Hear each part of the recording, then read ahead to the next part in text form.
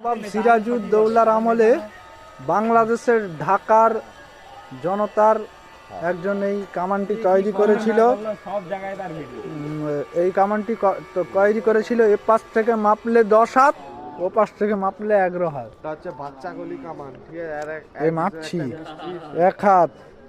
আচ্ছা, ঠিক এই দাগ পাশ থেকে মাপলে 2, 10 হাত, পাশ থেকে মাপলে 11 হাত। 3, এই কামানটার নাম ছিল বাচ্চা গলি কামান। 4, 8 9 5, কোথা দিয়ে 6, সেম আছে 7, এ 8, সেম এই যাবে সে পিছনে কুব্বাটা ধরে বলে আরে না না 9, এ বাজি এক কথা 10, 11, 12, 13।